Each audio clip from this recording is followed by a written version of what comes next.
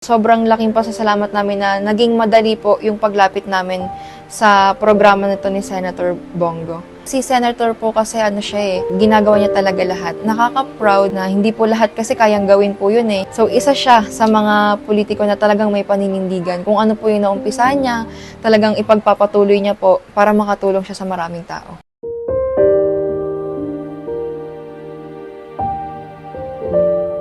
Ako po si Francesca Minel Buenaflor, 18 years old. Nakatira po ako sa Pangarap Village, Caloocan City. Ito po yung mama ko, si Arlene Buenaflor, 42 years old. Na-diagnose po siya ng breast cancer stage 3 noong 2022. Nung nalaman po namin na meron siyang breast cancer, ang sabi po nila is, ikikimo po muna bago tanggalin yung breast niya. So, yun po ang ginawa naming aksyon. Nag-undergo po siya ng chemotherapy, lahat po ng lab test. After po, bigla po namin nalaman na nagkaroon po siya ng tubig sa baga niya. Inuna po namin ipagamot yung sa baga kasi possible na yun na po yung maging cause of death niya. Inalis po yung tubig niya sa baga, kaya lang medyo humina na po yung resistensya niya.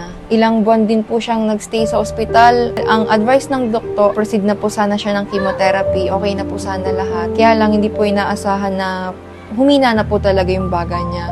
3 days after, hindi na po niya talaga nakayanan. Bumigay na po yung katawan niya. Nahirapan po talaga kami nun sa financial. Katulong ko po yung lola ko, which is yung mama niya po. Lahat po nalapitan niya. Kasama na po dun yung sa Malasakit Center. Sobrang laking tulong po nun kasi ilang beses po siyang nagpabalik-balik sa ospital. Lahat po ng expenses na yun, wala po kaming binayaran sa ospital.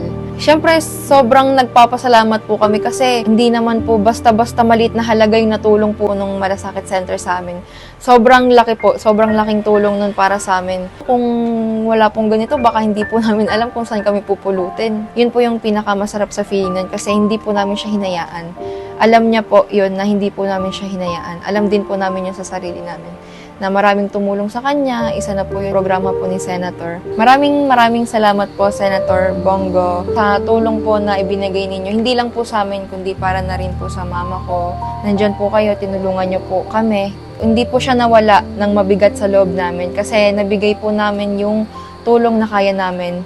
Ayun din po yung tulong na galing po sa inyo. God bless po. Sana po ipagpatuloy niyo po yung pagtulong sa ibang tao at mas marami pa po kayong matulungan. Yan lang po. Hindi niyo po ako maririnig na mga ngako sa inyo. Ang parati kong sinasabi, gagawin ko po sa abot ng aking makakaya. Magtatrabaho po ako para sa Pilipinas.